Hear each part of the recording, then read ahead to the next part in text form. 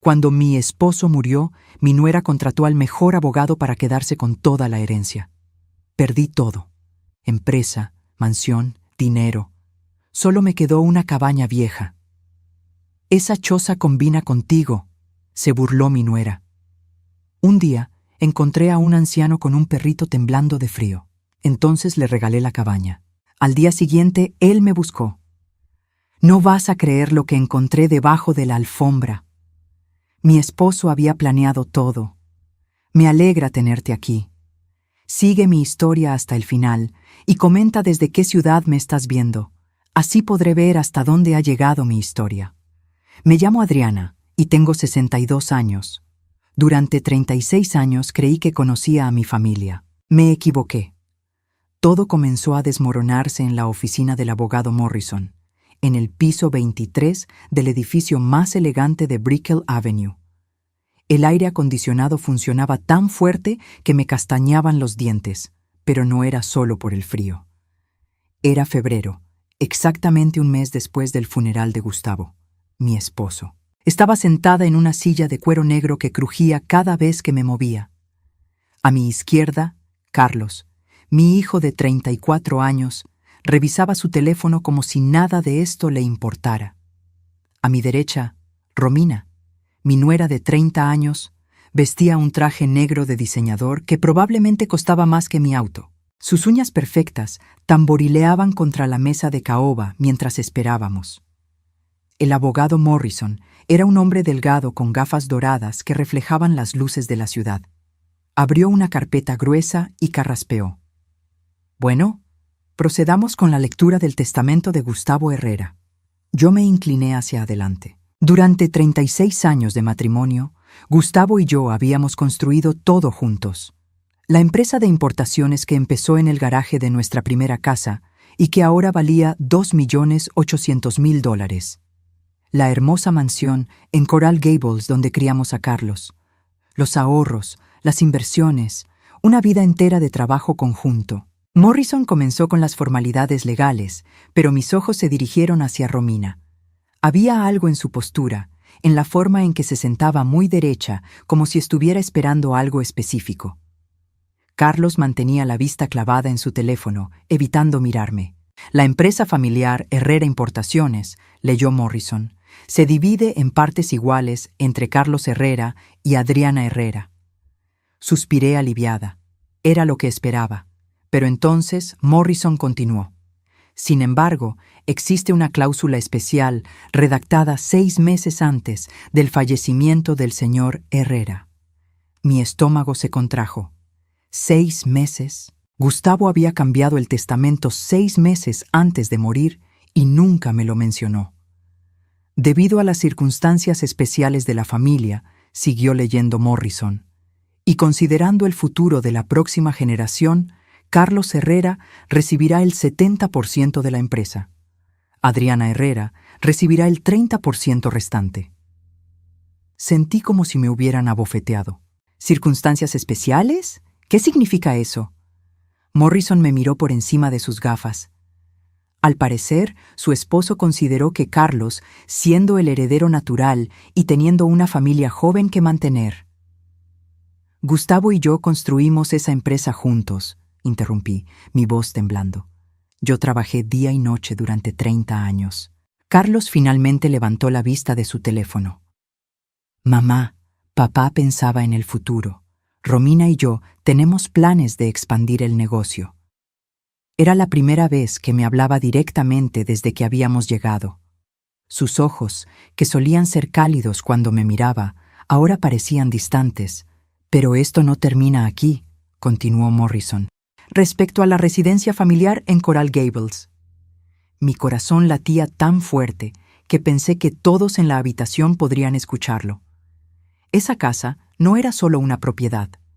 Era donde Carlos había dado sus primeros pasos, donde Gustavo y yo habíamos celebrado cada aniversario, donde habíamos planeado envejecer juntos. La propiedad ubicada en 1247 Anastasia Avenue, valuada en $1.200.000, pasa completamente a nombre de Carlos Herrera. Esta vez no pude contener un gemido.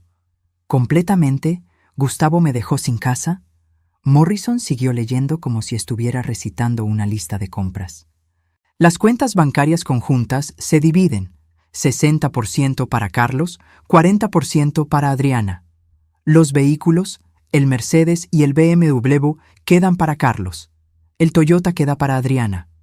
Romina se inclinó hacia adelante, sus labios curvándose en algo que no era exactamente una sonrisa. Es solo hasta que te estabilices, Adriana. Carlos y yo hemos estado hablando de esto. ¿Hablando de qué? Mi voz sonaba extraña, como si viniera de muy lejos.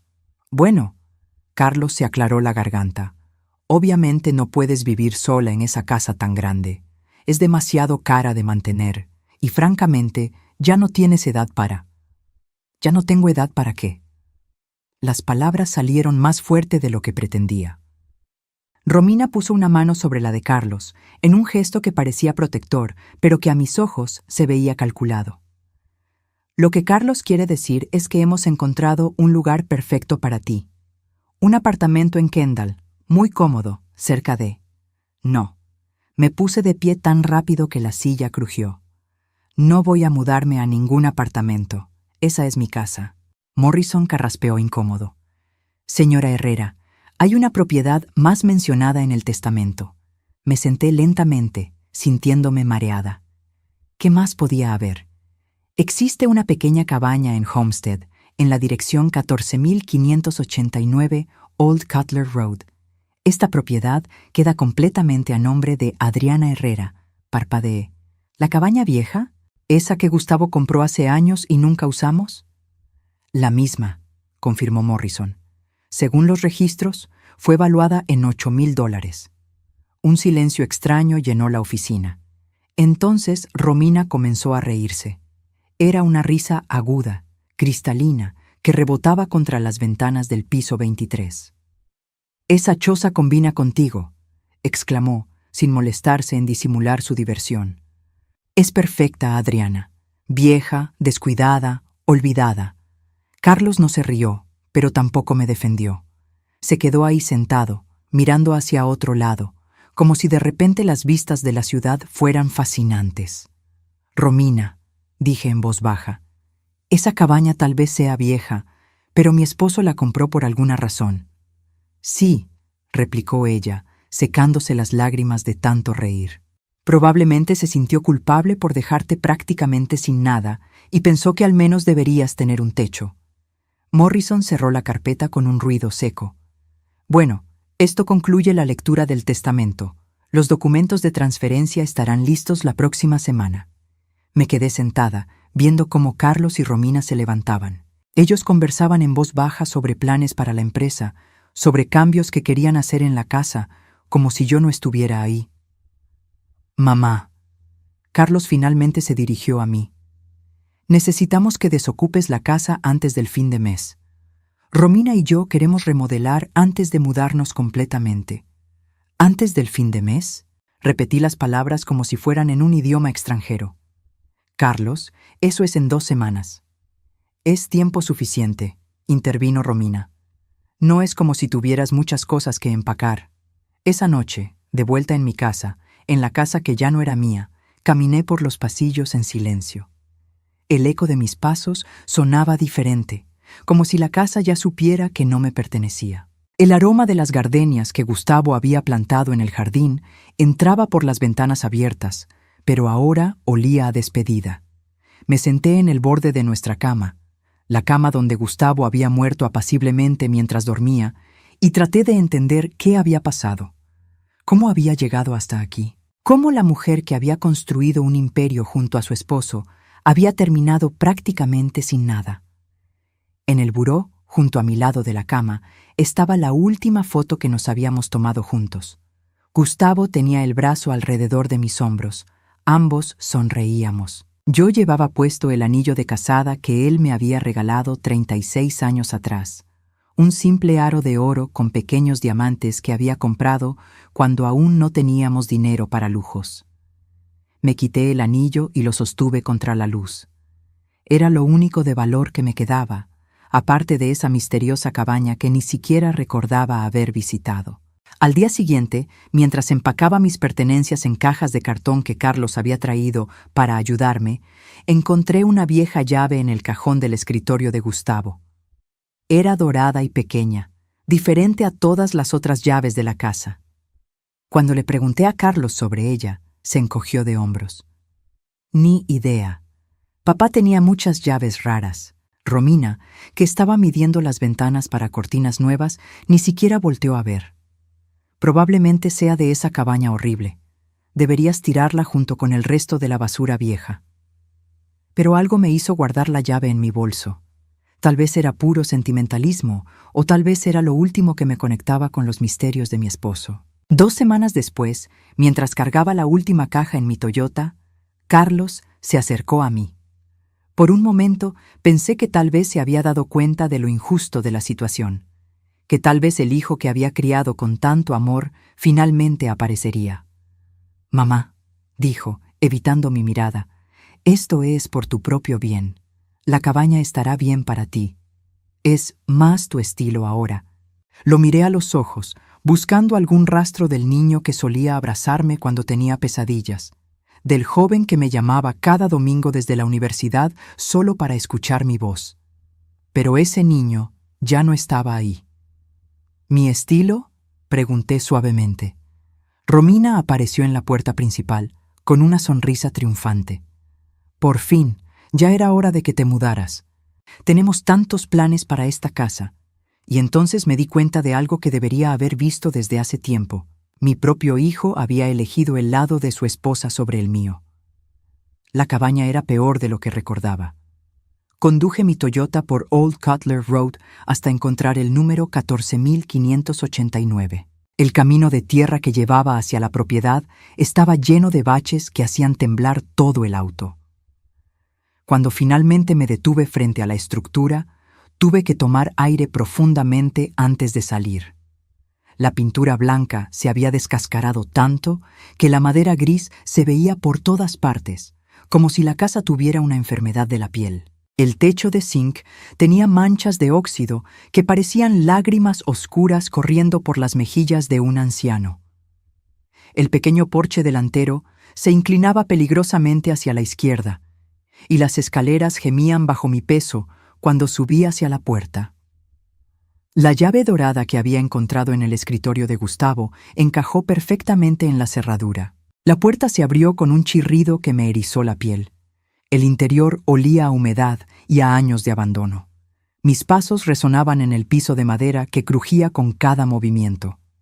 Había apenas 3 habitaciones, una sala pequeña, un dormitorio y una cocina diminuta.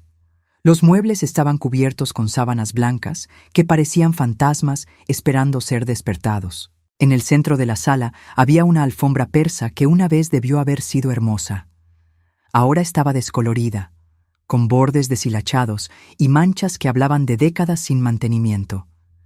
Pero había algo familiar en ella, como si hubiera pertenecido a otra época de mi vida. Me senté en el único sillón que no estaba cubierto, un viejo reclinable de cuero agrietado, y miré a mi alrededor. Esto era todo lo que me quedaba.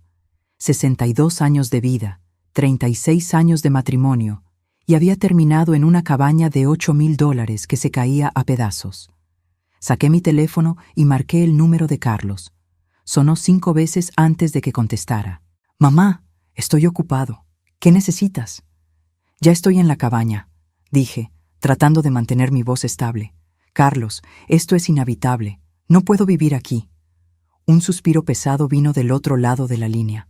«Mamá, no dramatices. Es solo cuestión de limpiar un poco y...» «El techo tiene goteras. La electricidad parece de los años 60 y huele como si algo hubiera muerto aquí. Mira». Su voz se volvió impaciente. «Romina y yo ya gastamos $15,000 en abogados para resolver todo esto del testamento. No tenemos presupuesto para arreglar tu nueva casa también». ¿$15,000 en abogados? ¿Para qué habían necesitado abogados si todo estaba claro en el testamento? «Carlos, ¿por qué necesitaron abogados?» Una pausa larga. «Para asegurarnos de que todo se hiciera correctamente. Papá dejó algunos cabos sueltos en el papeleo». «¿Qué tipo de cabos sueltos?» «Nada importante. Solo. Detalles técnicos. Romina gritó algo en el fondo que no pude entender, pero escuché a Carlos susurrar. «Ya voy». «Mamá, tengo que colgar. Estamos ocupados con los contratistas. La casa necesita muchas renovaciones». «Espera, Carlos. ¿Desde cuándo sabías sobre el testamento? Gustavo te había dicho que...» «Adiós, mamá». La línea se cortó, dejándome con el silencio de la cabaña y un nudo creciente en el estómago. Cabos sueltos, detalles técnicos. Gustavo era meticuloso con los documentos. Nunca dejaba nada al azar. Durante los siguientes 3 días traté de hacer la cabaña habitable. Limpié años de polvo y telarañas. Revisé la electricidad que milagrosamente funcionaba y sellé las goteras del techo con cinta adhesiva y esperanza. Por las noches me quedaba despierta escuchando los ruidos extraños de la casa. La madera que se contraía, el viento que se colaba por las rendijas, los sonidos de la vida nocturna del campo. El 4.º día, mientras barría el pequeño porche, escuché un gemido débil que venía del parque al otro lado de la calle.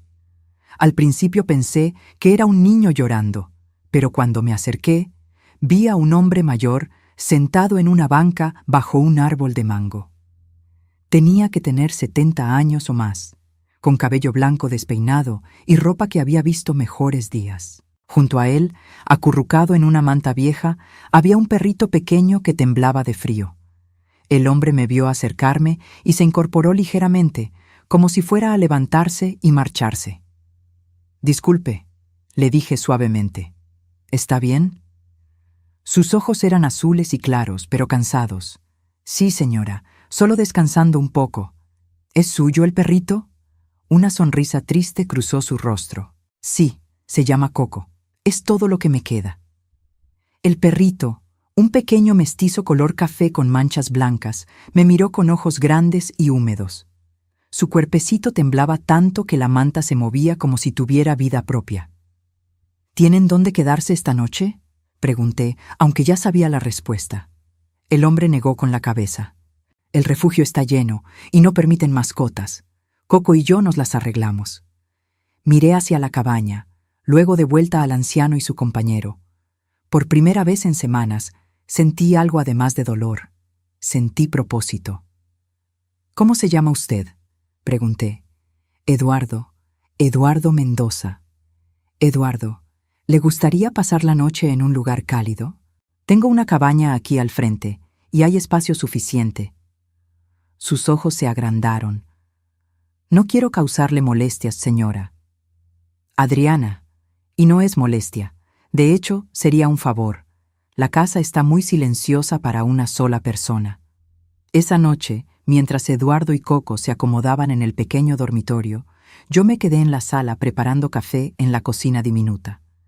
Había algo reconfortante en tener vida en la casa, en escuchar a alguien más moverse por las habitaciones. Eduardo resultó ser un hombre educado y gentil. Había sido maestro de escuela primaria durante 40 años, hasta que su esposa murió y él perdió la casa por gastos médicos. Llevaba 6 meses viviendo en la calle con Coco, sobreviviendo de la amabilidad de extraños y su pequeña pensión. «No entiendo por qué es tan generosa conmigo», me dijo mientras bebíamos café en el porche a la mañana siguiente. «Porque ambos sabemos lo que es perder todo», respondí sin pensarlo. Eduardo me estudió con esos ojos azules perspicaces. «¿Usted también perdió su hogar?». Le conté mi historia. No sé por qué, tal vez porque era más fácil hablar con un extraño que admitir mi dolor a las personas que me conocían. Le hablé del testamento, de Carlos, de Romina, de cómo había pasado de tener una vida cómoda a estar sentada en una cabaña destartalada preguntándome dónde había salido todo mal. «Su esposo», dijo Eduardo cuando terminé, «¿era el tipo de hombre que haría algo así sin una buena razón?». «No», respondí inmediatamente. «Gustavo era justo, considerado. Nunca tomaba decisiones importantes sin consultarme. Por eso todo esto es tan extraño». «Tal vez había algo que usted no sabía». «¿Cómo qué?». Eduardo se encogió de hombros. «Solo digo que los hombres buenos no se vuelven crueles de la noche a la mañana. Especialmente no con las mujeres que aman». Esa tarde, mientras Eduardo jugaba con Coco en el pequeño patio trasero, yo me quedé parada en la puerta mirándolos. Hacía semanas que no había sentido esta sensación de paz, de que tal vez las cosas podrían estar bien. Romina había tenido razón sobre algo. Esta cabaña era vieja, descuidada y olvidada. Pero tal vez eso no era algo malo. Tal vez yo también necesitaba un lugar donde pudiera ser vieja, descuidada y olvidada por un tiempo, hasta que pudiera encontrar mi camino de regreso a quien realmente era. Eduardo, le dije cuando regresó al porche, ¿qué le parecería si le regalo la cabaña? Se quedó inmóvil, con Coco en sus brazos. Disculpe. Esta casa, se la regalo. Usted y Coco necesitan un hogar, y yo necesito empezar de nuevo en otro lugar. Señora Adriana, no puedo aceptar. Sí puede, lo interrumpí, y lo va a hacer. Porque algunas veces, cuando todo se ve oscuro, lo único que podemos hacer es un acto de bondad y confiar en que el universo nos lo devuelva de alguna manera. Los ojos de Eduardo se llenaron de lágrimas. No sé qué decir. Diga que sí. Sí, susurró. Gracias. Esa noche, mientras empacaba mis pocas pertenencias para irme al día siguiente, sentí algo que no había experimentado en meses. Esperanza. No sabía dónde iba a ir ni cómo iba a sobrevivir con los pocos ahorros que me quedaban, pero sabía que había hecho lo correcto. A veces, cuando perdemos todo, descubrimos quiénes realmente somos. Y tal vez, solo tal vez, eso era exactamente lo que necesitaba descubrir. Al día siguiente, mientras metía mis últimas pertenencias en el Toyota, Eduardo apareció en el porche con Coco en brazos y una expresión que no sabía cómo interpretar. Sus manos temblaban ligeramente, y sus ojos azules brillaban con una mezcla de excitación y nerviosismo. «Señora Adriana», me llamó con voz entrecortada, «necesita ver esto. Por favor, no se vaya todavía». Dejé la maleta en el suelo del auto y me volteé hacia él. «¿Qué pasa, Eduardo? ¿Está todo bien?» «Anoche, después de que usted se acostara», comenzó bajando a Coco al suelo. No podía dormir. La emoción de tener un hogar propio después de tanto tiempo. Decidí limpiar un poco más la casa, como una forma de agradecimiento. Caminé hacia el porche, intrigada por su tono urgente. «Estaba moviendo esa alfombra persa de la sala», continuó, señalando hacia adentro, porque Coco había hecho sus necesidades debajo y quería limpiar bien. Cuando levanté la alfombra, su voz se quebró. Se llevó una mano temblorosa a la frente y respiró profundo. «Eduardo, me está asustando». «¿Qué encontró?» «Venga conmigo», dijo simplemente. Lo seguí hasta la sala. La alfombra persa estaba doblada en una esquina, revelando las tablas del piso de madera. Pero en el centro, donde había estado la alfombra, había algo que me hizo detenerme en seco. Una de las tablas del piso era diferente a las demás. Era más nueva, con un color ligeramente distinto, y tenía pequeñas bisagras en un lado que apenas se notaban a menos que las estuvieras buscando. «Es una puerta secreta», murmuré, arrodillándome para examinarla más de cerca. «Exacto. Y hay algo más». Eduardo se arrodilló junto a mí y señaló una pequeña cerradura dorada incrustada en la madera. «Esta cerradura». Mi corazón comenzó a latir más rápido. Saqué la llave dorada del bolso, esa que había encontrado en el escritorio de Gustavo y que Romina me había dicho que tirara. «¿Cree que...?» Eduardo no terminó la pregunta. Inserté la llave en la cerradura. Encajó perfectamente. Con un clic suave, la cerradura se abrió, y la tabla del piso se levantó como la tapa de una caja de música. Debajo había un espacio hueco, y dentro de ese espacio, un cofre de metal del tamaño de una caja de zapatos. Era de acero pulido, sin rastros de óxido a pesar de los años, como si hubiera estado esperando este momento. «Dios mío», susurré, sintiendo que las piernas me temblaban. Eduardo y yo nos miramos por un momento largo. Coco olfateó el borde del agujero en el piso, moviendo la cola como si él también supiera que habíamos encontrado algo importante. «¿Lo sacamos?», preguntó Eduardo suavemente. Asentí sin confiar en mi voz. Entre los dos levantamos el cofre. Era más pesado de lo que esperaba, y cuando lo movimos, algo sonó adentro como papeles moviéndose. Lo colocamos sobre la mesa pequeña de la sala. En la tapa había una placa dorada con una inscripción grabada: Para mi amada Adriana, el amor verdadero encuentra la manera. Gustavo. Las lágrimas comenzaron a brotar antes de que pudiera detenerlas. Eduardo puso una mano reconfortante en mi hombro. Su esposo sabía que usted vendría aquí, dijo gentilmente. ¿Pero cómo? Él nunca me habló de esta cabaña, nunca mencionó. Mi voz se quebró. Tal vez porque sabía que tenía que protegerla de algo. El cofre tenía otra cerradura pequeña, pero esta vez no necesitaba llave. Era una cerradura de combinación con 4 números. Miré los dígitos en blanco, tratando de pensar qué números habrían sido importantes para Gustavo. Probé nuestra fecha de aniversario, 1207, nada. Probé su cumpleaños, 0815, nada. Entonces se me ocurrió algo, el día que nos conocimos. Gustavo siempre decía que ese había sido el día más importante de su vida. 22 de marzo de 1985. Marqué 2203. El cofre se abrió con un clic satisfactorio. Adentro, cuidadosamente organizados, había varios sobres de papel grueso, algunos documentos oficiales y en la parte superior una carta con mi nombre escrito en la caligrafía familiar de Gustavo. Con manos temblorosas tomé la carta y la abrí. La letra de Gustavo llenaba 2 páginas completas. Mi querida Adriana, comenzaba. Si estás leyendo esto, significa que has encontrado mi regalo final para ti, y también significa que mis temores sobre nuestra familia se han hecho realidad. Eduardo se alejó discretamente hacia la cocina, dándome privacidad, pero yo le hice una seña de que se quedara. No, por favor. Usted me ayudó a encontrar esto. Puede quedarse. Continué leyendo en voz alta, mi voz temblando. Durante los últimos años he estado observando cambios en Carlos que me preocupan profundamente. Su matrimonio con Romina ha traído consigo una ambición que no reconozco en nuestro hijo. He notado las miradas que ella me da cuando piensa que no estoy viendo, las conversaciones que se detienen abruptamente cuando entro a una habitación. Hice una pausa, sintiendo un nudo en la garganta. ¿Gustavo sabía? Eduardo se sentó frente a mí. Continué leyendo. Hace 6 meses, escuché por casualidad una conversación entre Carlos y Romina. Estaban planeando algo relacionado con mi testamento, algo que te dejaría en una posición vulnerable. Hablaban de abogados, de estrategias legales, de cómo asegurar que la mayor parte de nuestra fortuna quedara en sus manos. La sangre se me heló en las venas. Los $15,000 en abogados que Carlos había mencionado, los cabos sueltos del testamento. Todo comenzaba a tener sentido.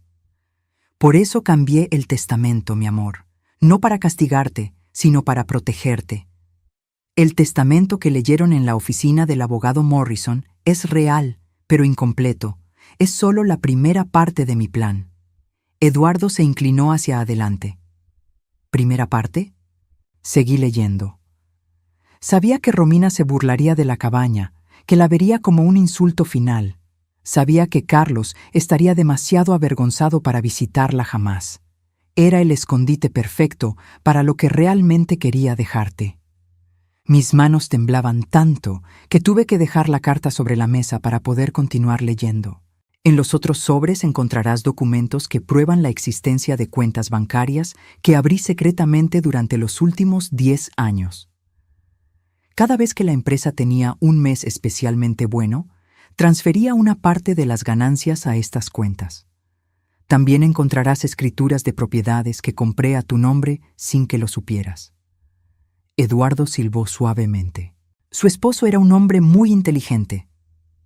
Adriana, continuaba la carta, el patrimonio que ellos creen haber heredado representa apenas 1/3 de lo que realmente construimos juntos.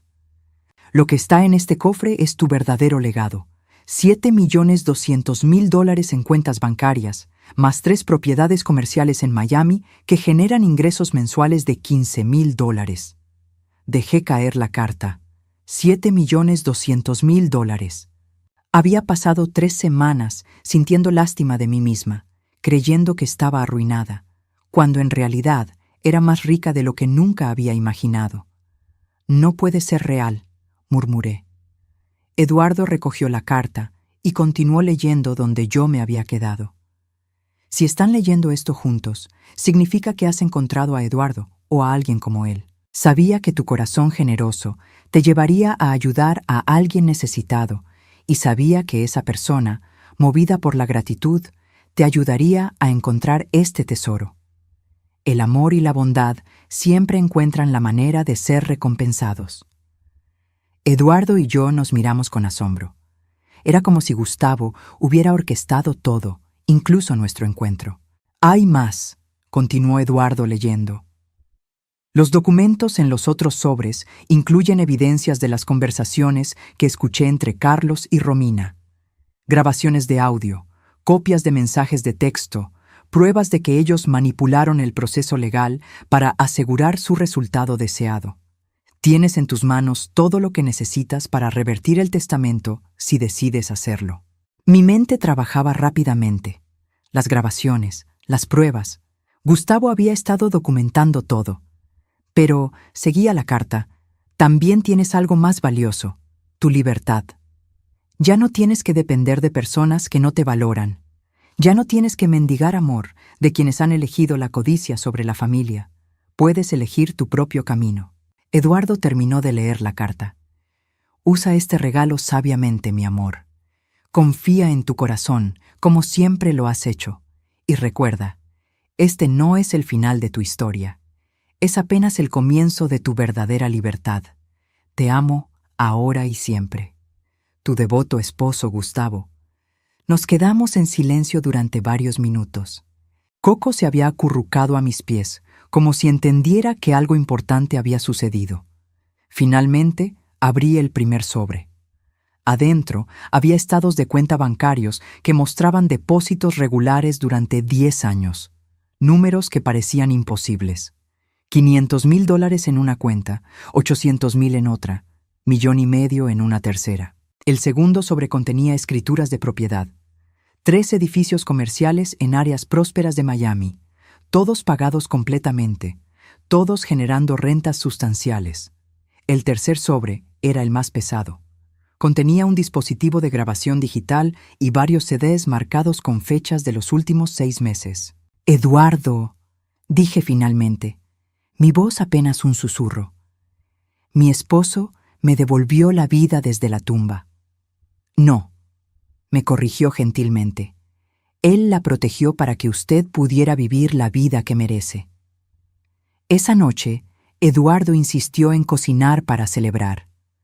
Mientras él preparaba una cena sencilla en la pequeña cocina, yo me senté en el porche con todos los documentos extendidos sobre la mesa. Por primera vez en meses, me sentía como si pudiera respirar completamente. Gustavo no me había abandonado. No me había dejado sin nada. Había hecho exactamente lo opuesto. Me había dado la libertad de elegir mi propio futuro. Pero ahora tenía una decisión que tomar. ¿Qué iba a hacer con esta información? Esa noche no pude dormir. Me quedé despierta en el sofá de la sala, con los documentos de Gustavo extendidos a mi alrededor como piezas de un rompecabezas que finalmente comenzaba a formar una imagen completa. Eduardo había insistido en que me quedara una noche más para procesar todo lo que habíamos descubierto. A las 3 de la mañana decidí escuchar las grabaciones. Conecté el dispositivo digital a unos auriculares viejos que había encontrado en una gaveta y presioné play en el primer archivo. La fecha en la pantalla decía 15 de agosto, 6 meses antes de la muerte de Gustavo. Al principio solo escuché estática, luego voces distantes. Gradualmente reconocí las voces de Carlos y Romina. Estaban en nuestra casa, probablemente en la sala, y Gustavo había escondido el dispositivo en algún lugar cercano. «No puede seguir así», decía Romina, su voz clara y calculadora. «Tu padre es demasiado blando con tu madre. Ella tiene demasiada influencia sobre él». «Romina, son casados desde hace 36 años», respondía Carlos, aunque su voz sonaba insegura. «¿Y qué? Eso no significa que ella deba heredar la mitad de todo cuando él muera. Piénsalo, Carlos. Tu madre ya vivió su vida. Nosotros estamos empezando la nuestra. Necesitamos ese dinero para nuestros futuros hijos, para la expansión de la empresa. Pausé la grabación, sintiendo náuseas. Romina había estado planeando la muerte de Gustavo como si fuera una transacción comercial. Continué escuchando. Pero mamá ayudó a construir la empresa, protestaba Carlos débilmente. ¿En serio? ¿Qué hizo exactamente? ¿Contestar teléfonos? ¿Organizar las fiestas de la oficina? Carlos, tú eres quien tiene el MBA. Tú eres quien entiende los negocios modernos. Tu madre es de otra generación. Hubo una pausa larga. Cuando Carlos habló de nuevo, su voz había cambiado. Sonaba más fría. ¿Qué sugieres que hagamos? Tu padre necesita reescribir su testamento. Necesita entender que la empresa estará mejor en manos jóvenes, y si él no lo ve por sí mismo. Romina dejó la frase sin terminar, pero la implicación era clara. ¿Estás sugiriendo que manipule a mi padre? Estoy sugiriendo que le abras los ojos sobre la realidad. Tu madre va a vivir otros 20 años, tal vez 30. Ese dinero va a estar congelado todo ese tiempo mientras nosotros luchamos para construir nuestro futuro. Detuve la grabación y me quité los auriculares.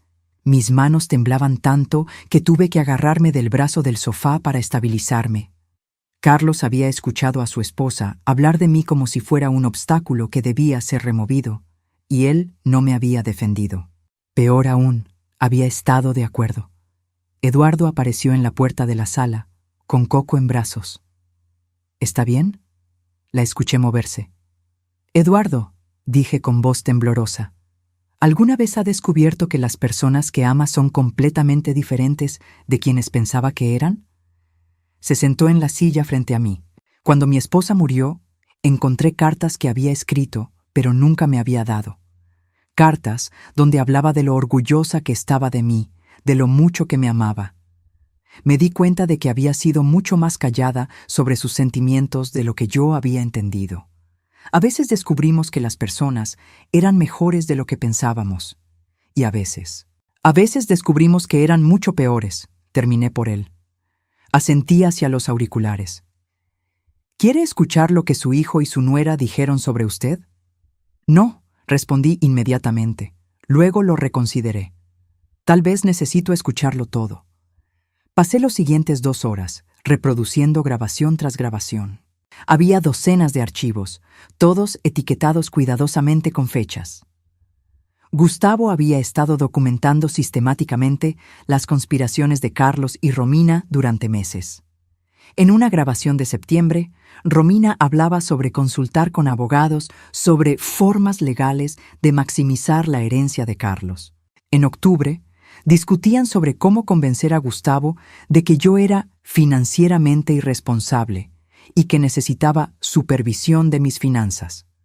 En noviembre, la conversación más devastadora de todas.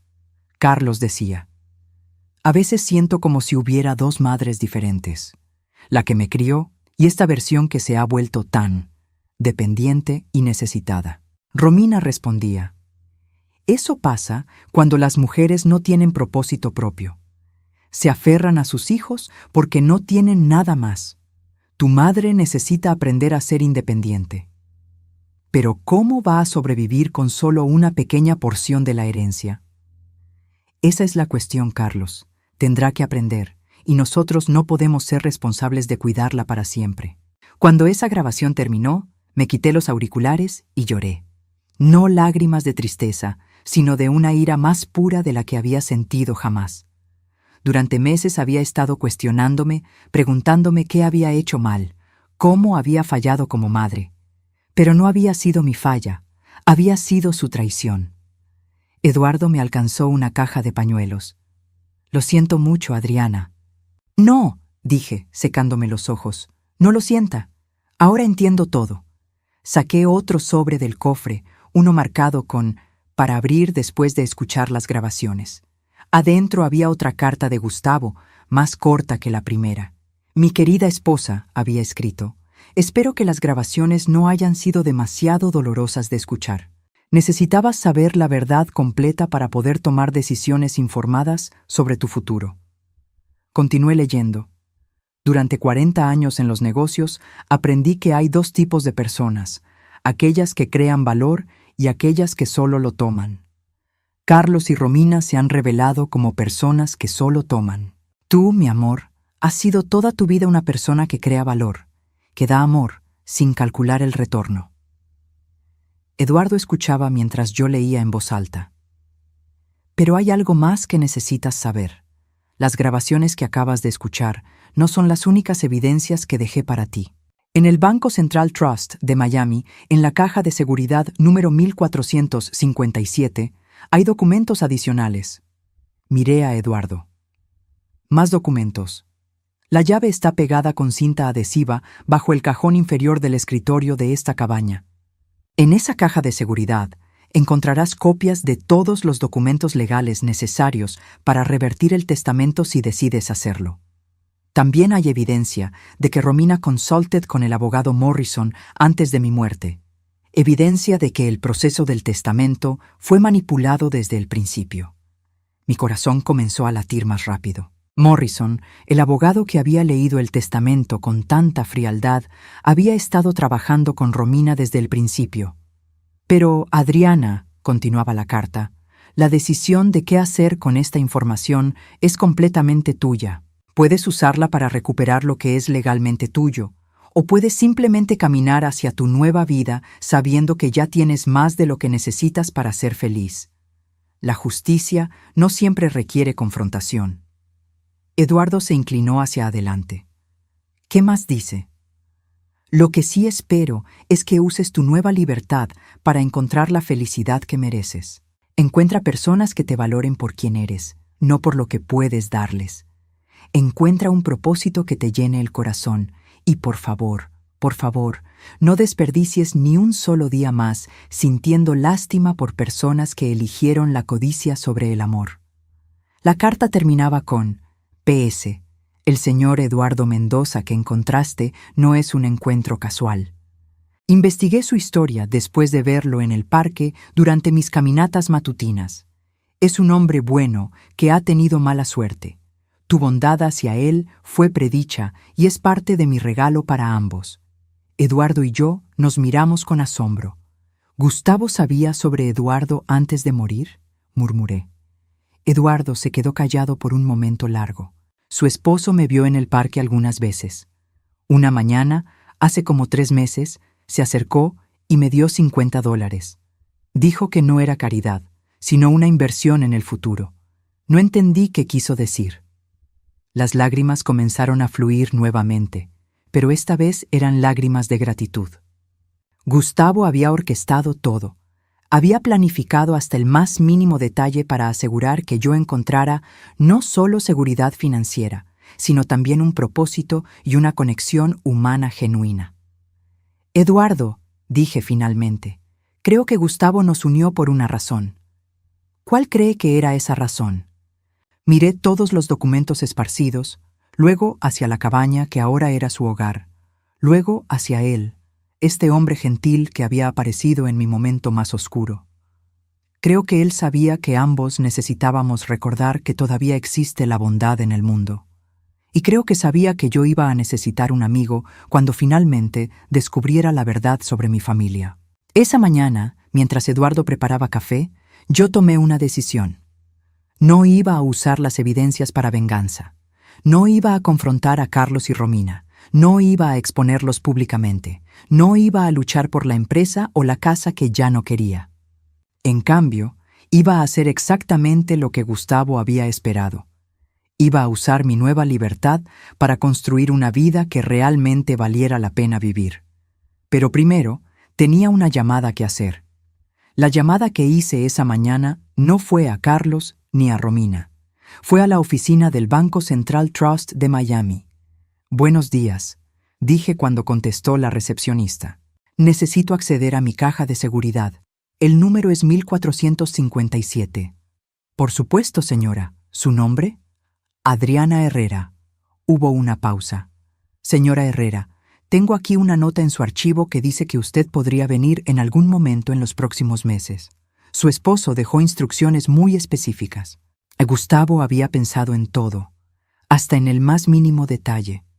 2 horas después, Eduardo y yo estábamos sentados en una sala privada del banco mientras el gerente, un hombre mayor llamado señor Patterson, abría la caja de seguridad frente a nosotros.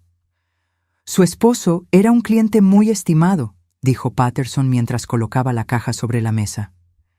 Venía aquí cada mes durante los últimos años. Siempre preguntaba por usted, señora Herrera. Hablaba de lo orgulloso que estaba de su matrimonio. Dentro de la caja había exactamente lo que Gustavo había prometido: documentos legales perfectamente organizados, evidencias adicionales de la manipulación y algo que no esperaba: un sobre dirigido a mí con instrucciones de abrirlo solo después de encontrar la caja. Eduardo se quedó callado mientras yo abría el sobre. Adentro había otra carta de Gustavo, pero esta era diferente. Su letra se veía más temblorosa, como si la hubiera escrito cuando ya estaba muy enfermo. Mi amada Adriana, comenzaba. Si estás leyendo esto, significa que has seguido todo el camino que diseñé para ti. Espero que haya sido un viaje de descubrimiento, no solo sobre la verdad de nuestra familia, sino sobre tu propia fortaleza. Hice una pausa para secarme las lágrimas que habían comenzado a formar. Ahora tienes en tus manos todo lo que necesitas para recuperar legalmente todo lo que te pertenece. Tienes evidencia suficiente para enviar a Romina y posiblemente a Carlos a la cárcel por fraude. Tienes el poder de destruir sus reputaciones, de quitarles todo lo que creían haber ganado con su traición. Eduardo se inclinó hacia adelante. Pero, continué leyendo, pero conocí a mi esposa durante 36 años. Sé que tu corazón no está hecho para la venganza destructiva. Está hecho para algo mucho más poderoso, para la creación de belleza en medio del dolor, para encontrar propósito en medio de la pérdida. La carta continuaba con detalles específicos sobre cada una de las cuentas bancarias secretas, cada propiedad, cada inversión. Gustavo había creado un imperio financiero en silencio, protegiéndome de una traición que él había visto venir mucho antes que yo. Las 3 propiedades comerciales que posees, explicaba, generan suficiente ingreso mensual para que nunca tengas que preocuparte por dinero otra vez. Los edificios están en zonas que seguirán creciendo en valor. Los inquilinos son empresas establecidas con contratos a largo plazo. Me detuve en la cifra que seguía: $15,000 mensuales en ingresos de renta. Más dinero del que Carlos ganaba en su trabajo. Pero, continuaba la carta, hay algo más importante que el dinero. En el sobre marcado Futuro encontrarás información sobre una fundación que establecí en secreto. Está diseñada para ayudar a personas como Eduardo, personas que han perdido sus hogares por circunstancias fuera de su control. Eduardo levantó la vista, sorprendido. Busqué el sobre marcado Futuro y lo abrí. Adentro había documentos de incorporación para una fundación llamada Segundas Oportunidades, junto con una cuenta bancaria separada que contenía $500,000 específicamente destinados para operaciones de la fundación. Si decides aceptar el rol de directora de esta fundación, leía, tendrás un propósito que dará significado a todos los años que te quedan. Pero más importante, tendrás una forma de transformar tu dolor en esperanza para otros. Eduardo, le dije, volteando hacia él, ¿qué opina de convertirse en el primer beneficiario oficial de una fundación? Sus ojos se llenaron de lágrimas. Señora Adriana, yo no. Y ahora interrumpí, sonriendo por primera vez en semanas. ¿Qué opinaría de ser mi socio en dirigir esta fundación? ¿Socio? Usted conoce las calles, conoce a las personas que necesitan ayuda. Yo tengo los recursos. Gustavo sabía exactamente lo que estaba haciendo cuando nos presentó. Esa tarde, de regreso en la cabaña, tomé la decisión que definiría el resto de mi vida. Marqué el número de Carlos. «Mamá», contestó, sonando sorprendido. «¿Cómo estás? ¿Te has instalado bien en la cabaña?»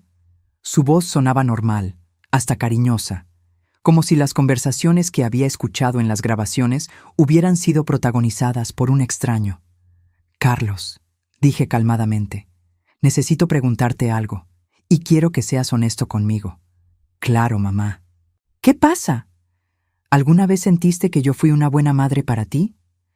Hubo una pausa larga. ¿Por qué me preguntas eso? Solo responde, por favor. Por supuesto que fuiste una buena madre. Fuiste. Eres maravillosa. ¿Y crees que merezco ser tratada con respeto y amor? Mamá, ¿de dónde vienen estas preguntas? Responde Carlos. Sí, por supuesto. Entonces quiero que sepas algo, dije, mi voz manteniéndose sorprendentemente estable. Sé exactamente lo que tú y Romina hicieron. Sé sobre las conversaciones con los abogados. Sé sobre los planes para manipular el testamento. Sé sobre cada conspiración para quitarme lo que era legalmente mío. El silencio del otro lado de la línea fue total. Mamá, yo no sé de qué estás hablando. No me mientas, Carlos. No ahora. Tu padre sabía todo. Él documentó todo.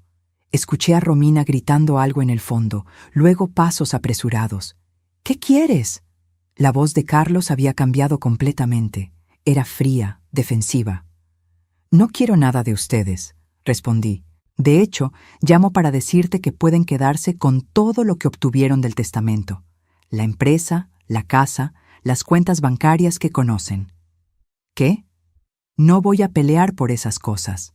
No voy a usar las evidencias que tengo para exponerlos o demandarlos. Pueden quedarse con todo. Carlos tartamudeó del otro lado. ¿Por qué? Porque descubrí algo que ustedes nunca van a tener, dije suavemente. Descubrí que puedo ser feliz sin ustedes. Colgué antes de que pudiera responder. Eduardo, que había estado sentado en silencio durante toda la llamada, me miró con admiración. Eso fue increíblemente fuerte. No, respondí, sintiéndome más liviana que en meses. Eso fue libertad. Esa noche, mientras Eduardo y Coco dormían en el dormitorio, yo me quedé despierta en la sala, planeando mi futuro.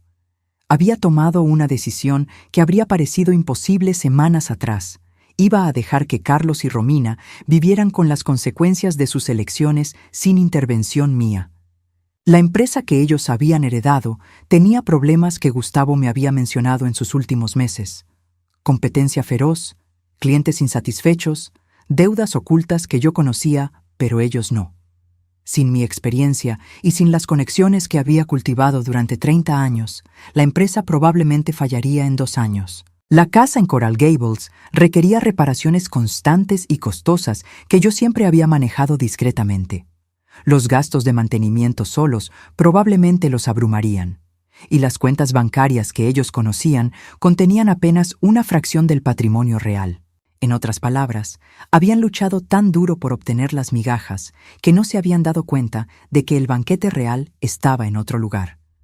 Pero la justicia más dulce de todas era que yo había encontrado algo que el dinero no podía comprar: paz interior. Ya no me despertaba cada mañana preguntándome por qué mi familia no me amaba. Sabía la respuesta. Ellos habían elegido el amor al dinero sobre el amor humano, y yo había elegido algo completamente diferente. Al día siguiente, Eduardo y yo comenzamos a planificar oficialmente la Fundación Segundas Oportunidades. Visitaríamos refugios, hablaríamos con trabajadores sociales, identificaríamos a personas como Eduardo que necesitaban no solo un techo, sino una oportunidad de reconstruir sus vidas con dignidad. ¿Estás segura de que quiere hacer esto?, me preguntó Eduardo mientras revisábamos los documentos legales de la fundación. Eduardo, le dije, durante 62 años traté de ganarme el amor de personas que habían decidido que no lo merecía. Ahora voy a pasar el resto de mi vida dando amor a personas que sí lo merecen. Él sonrió, esa sonrisa gentil que había llegado a asociar con la bondad genuina. Su esposo era un hombre muy sabio. Sí, acordé, mirando hacia la alfombra persa que ahora cubría nuevamente el lugar donde habíamos encontrado el cofre. Lo era. Y su último regalo no fue el dinero. Fue enseñarme que el amor verdadero a veces significa proteger a alguien de su propia ingenuidad. Esa noche, por primera vez desde la muerte de Gustavo, dormí profundamente. No soñé con traiciones ni con pérdidas. Soñé con el futuro que estaba a punto de construir, un futuro lleno de propósito y rodeado de personas que elegían la bondad sobre la codicia. La justicia había llegado, no con gritos ni confrontaciones, sino con el silencioso reconocimiento de que algunas batallas se ganan mejor no luchándolas. 6 meses después, estaba sentada en el porche de mi nueva casa, una hermosa propiedad de 2 plantas en Pinecrest que había comprado con mi verdadera herencia. No era tan grande como la mansión en Coral Gables, pero era mía, completamente mía, y cada rincón reflejaba mis gustos reales, no los compromisos que había hecho durante años de matrimonio. Eduardo vivía en la casa de huéspedes que habíamos construido en el patio trasero. Él había insistido en pagar renta y yo había insistido en que su trabajo como codirector de la Fundación Segundas Oportunidades era más que suficiente pago. Habíamos llegado a un acuerdo. Él pagaría $100 mensuales, una suma que me hacía reír porque él no sabía que yo inmediatamente transfería ese dinero a una cuenta de ahorros a su nombre. Coco, ahora gordito y brillante después de meses de cuidado veterinario y comida regular, dormía a mis pies en el porche. Se había convertido en la mascota no oficial de la fundación, visitando a cada nueva familia que ayudábamos, como si entendiera que su papel era llevar esperanza a otros que habían perdido sus hogares. «Buenos días, jefa», dijo Eduardo, acercándose con 2 tazas de café cubano. Era nuestro ritual matutino, planificar el día mientras veíamos el amanecer desde el porche. «Buenos días, socio», respondí, tomando mi taza. ¿Cómo durmió la familia González? Los niños estuvieron un poco nerviosos la primera noche en la nueva casa, pero María dice que finalmente se sintieron seguros. El señor González ya tiene 2 entrevistas de trabajo programadas para esta semana. Sonreí. La familia González era nuestro caso número 27. En 6 meses, habíamos ayudado a 27 familias a encontrar no solo vivienda temporal, sino empleos estables y, más importante, dignidad. Eduardo había resultado ser un genio para identificar a personas que realmente necesitaban una segunda oportunidad versus aquellas que solo querían una donación fácil. ¿Y la señora Chen? ¿Cómo va con el curso de inglés? Terminó el nivel básico la semana pasada. Dice que quiere abrir un pequeño restaurante cuando ahorre suficiente dinero. La señora Chen era una refugiada vietnamita de 68 años que había perdido a su familia en un incendio. Cuando la conocimos, estaba durmiendo en su auto en el estacionamiento de un supermercado. Ahora vivía en un pequeño apartamento que la fundación rentaba para ella, trabajaba medio tiempo limpiando oficinas y estudiaba inglés con la determinación de alguien que se niega a rendirse. Mi teléfono sonó. Miré la pantalla y vi un número que no había visto en meses. Carlos. Eduardo notó mi expresión. ¿Quiere que me vaya? No, dije, levantando el teléfono. Ya no tengo secretos que proteger. Hola, Carlos. Mamá. Su voz sonaba cansada, derrotada. ¿Cómo estás? Estoy muy bien. ¿Qué necesitas? Una pausa larga. ¿Podemos vernos? Necesito hablar contigo. ¿De qué quieres hablar, Carlos? De todo. De la empresa, de la casa, de lo que hice. Había estado esperando esta llamada. No porque la hubiera deseado, sino porque Gustavo había predicho que llegaría. En su última carta, la que había encontrado en el banco, había escrito: Carlos eventualmente se dará cuenta de lo que perdió. Cuando eso pase, la decisión de perdonarlo o no será tuya, y yo confío en tu corazón para tomar la decisión correcta. ¿Dónde quieres que nos veamos?, pregunté. ¿Podrías venir a la casa? La casa de Coral Gables, digo. Hay cosas que necesito mostrarte. 2 horas después, Eduardo y yo llegamos a la que había sido mi casa durante 30 años. El contraste era impactante. El jardín que yo había cuidado meticulosamente estaba descuidado. Las gardenias que Gustavo había plantado estaban muertas y la pintura se veía descolorida. Había carteles de se vende en el patio frontal de 3 casas vecinas. Carlos me recibió en la puerta. Se veía 10 años más viejo que la última vez que lo había visto. Había perdido peso, tenía ojeras profundas y su ropa se veía arrugada como si hubiera dormido con ella puesta. «Mamá», dijo, y por primera vez en años sonaba como el niño que yo recordaba. «Gracias por venir». «¿Dónde está Romina?», pregunté mientras entraba. «Se fue», dijo simplemente. «Hace 3 semanas. Eduardo y yo intercambiamos miradas. ¿Se fue? Cuando se dio cuenta de que la empresa iba a quebrar y que íbamos a perder la casa, decidió que yo ya no era una inversión viable. Esas fueron sus palabras exactas. Caminamos hacia la sala.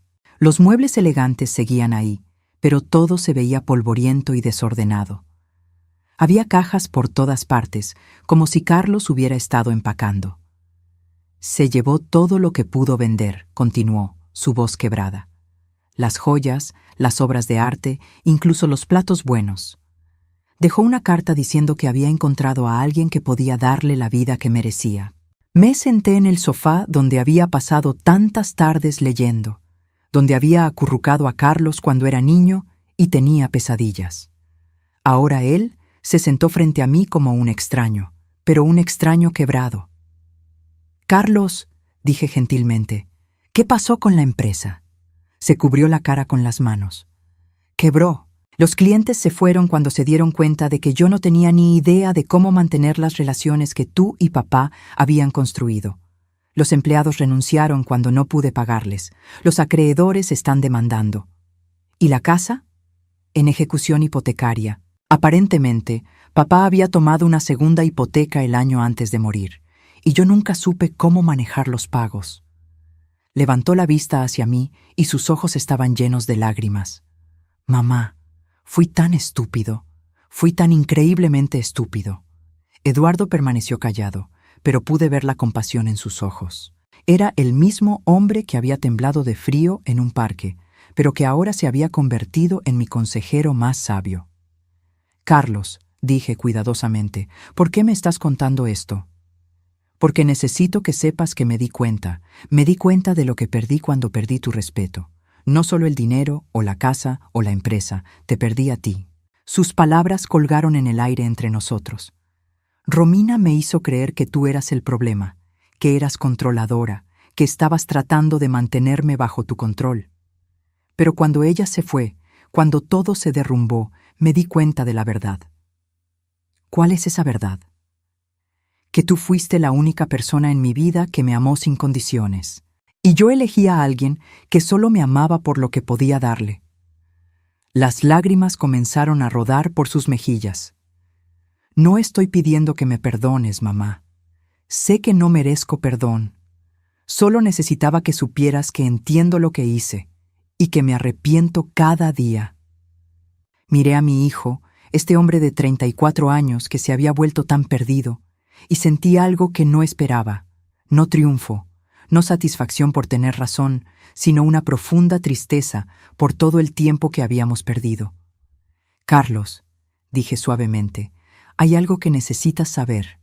Le conté todo, sobre el cofre, sobre las cuentas secretas, sobre cómo Gustavo había protegido nuestra verdadera fortuna.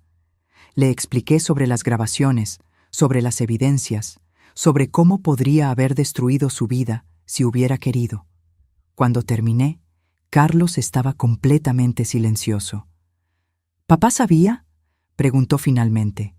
«Todo. Él lo sabía todo. ¿Y tú? ¿Tú tenías las evidencias para detenerme?» «Sí, pero no las usaste». «No. ¿Por qué?» Me incliné hacia adelante. «Porque, Carlos, tu padre me enseñó que a veces el amor verdadero significa permitir que las personas enfrenten las consecuencias de sus elecciones, no para castigarlas, sino para que puedan aprender y crecer. Pero yo perdí todo». «No», dije firmemente.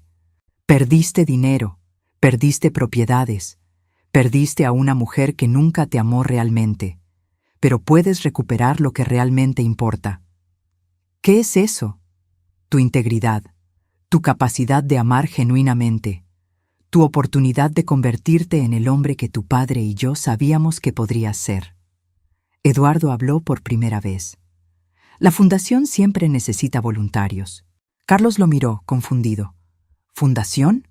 Le expliqué sobre segundas oportunidades, sobre las familias que habíamos ayudado, sobre el propósito que había encontrado en servir a otros. «Si realmente quieres una segunda oportunidad», dije, «no te la va a dar el dinero o una nueva mujer o un nuevo trabajo. Te la vas a dar a ti mismo, haciendo el trabajo de reparar el daño que has causado». ¿Cómo? Aprendiendo a servir en lugar de ser servido. Aprendiendo a dar sin calcular qué vas a recibir a cambio. Carlos se quedó callado por un tiempo largo. Finalmente preguntó, ¿hay espacio para mí en la fundación? Miré a Eduardo, quien asintió casi imperceptiblemente. Hay espacio, dije, pero no como director ni como jefe, como voluntario, como alguien que necesita aprender qué significa el trabajo honesto. Acepto, dijo inmediatamente. Carlos, agregué, esto no significa que todo vuelve a ser como antes. Tal vez nunca volveremos a ser como antes. Pero significa que puedes comenzar el proceso de convertirte en alguien de quien yo pueda estar orgullosa otra vez. 6 meses después, Carlos estaba en mi porche, también tomando café matutino, pero no como mi hijo mimado, sino como alguien que había aprendido el valor del trabajo duro y la humildad. Había ayudado a construir 3 casas para familias sin hogar, había aprendido plomería básica y carpintería, y había comenzado a dirigir clases de alfabetización financiera para los beneficiarios de la fundación. Romina nunca había regresado, y Carlos nunca había preguntado por ella. ¿Sabes qué? Dijo una mañana mientras mirábamos a Eduardo enseñar a un grupo de niños a cuidar un pequeño jardín que habíamos plantado. Creo que papá sabía exactamente lo que iba a pasar. ¿Cómo así? Creo que sabía que yo necesitaba perderlo todo para encontrarme a mí mismo, y creo que sabía que tú necesitabas alejarte de nosotros para descubrir que eras fuerte por ti misma. Miré a mi hijo, este hombre que había crecido tanto en tan poco tiempo, y sentí algo que no había esperado volver a sentir. Orgullo maternal. ¿Y sabes qué más creo? Continuó. ¿Qué? Creo que el verdadero legado que papá nos dejó no fue el dinero. Fue la oportunidad de convertirnos en las mejores versiones de nosotros mismos. Esa tarde, sola en mi estudio, saqué la última carta que Gustavo había dejado para mí, una que había encontrado en mi antiguo dormitorio cuando finalmente regresé a recoger algunas cosas personales de la casa antes de que la vendieran. Mi querida Adriana, había escrito, si estás leyendo esta carta, significa que Carlos ha encontrado su camino de regreso a ti. Significan que tanto él como tú han aprendido las lecciones que necesitaban aprender. La carta continuaba. Nunca dudé de que encontrarías tu fortaleza. Nunca dudé de que crearías una vida hermosa para ti misma. Y nunca dudé de que, cuando llegara el momento, tendrías el corazón suficientemente grande para darle a nuestro hijo una segunda oportunidad. Las lágrimas corrían por mis mejillas mientras leía las últimas líneas. El amor que construimos durante 36 años no murió conmigo, mi amor. Se transformó en sabiduría, en fortaleza, en compasión. Vive en cada vida que tocas, en cada familia que ayudas, en cada momento de paz que encuentras. Ese es el verdadero legado escondido. El amor nunca muere, solo encuentra nuevas formas de manifestarse. Te amo ahora y siempre. Gustavo. Doblé la carta cuidadosamente y la coloqué en el cajón de mi escritorio, junto al anillo de casada que había decidido seguir usando. No como símbolo de un pasado perdido, sino como recordatorio de un amor que había sido tan profundo que siguió protegiéndome incluso después de la muerte. Esa noche, durante la cena familiar semanal que Eduardo, Carlos y yo habíamos comenzado a compartir, Carlos hizo una pregunta que me tomó por sorpresa. «Mamá, ¿eres feliz?» Miré alrededor de la mesa. Eduardo, el hombre que había llegado a ser como un hermano mayor y consejero. Carlos, el hijo que había perdido y encontrado de nuevo. Coco, durmiendo pacíficamente bajo la mesa. Y las fotos en las paredes de todas las familias que habíamos ayudado a través de la fundación. Sí, respondí, y era la primera vez en años que podía decir esa palabra con completa honestidad. Soy feliz. ¿Incluso después de todo lo que pasaste? Especialmente después de todo lo que pasé, corregí, porque todo lo que pasé me llevó exactamente donde necesitaba estar. Esa noche, mientras me preparaba para dormir, miré por la ventana de mi dormitorio hacia el jardín donde Eduardo había plantado gardenias nuevas, como las que Gustavo había cultivado en la vieja casa. Habían pasado 2 años desde la humillación en la oficina del abogado Morrison. 2 años desde que me sentí como si hubiera perdido todo. Ahora me daba cuenta de que no había perdido nada importante. Había ganado algo mucho más valioso: la certeza de quién era yo realmente, la libertad de vivir sin culpa o manipulación, y la tranquilidad de saber que el amor verdadero nunca muere, solo encuentra nuevas formas de brillar. El legado que Gustavo me había dejado no era el dinero escondido en cuentas secretas, era la confianza en mi propia bondad, la fuerza para elegir la compasión sobre la amargura y la sabiduría para entender que algunas veces perder todo es la única forma de ganar lo que realmente importa. Y mientras me quedaba dormida, rodeada de la paz que había construido con mis propias manos, sabía que Gustavo estaría orgulloso de la mujer en la que me había convertido, no la esposa que había sido, sino la persona completa y libre que siempre había estado destinada a ser.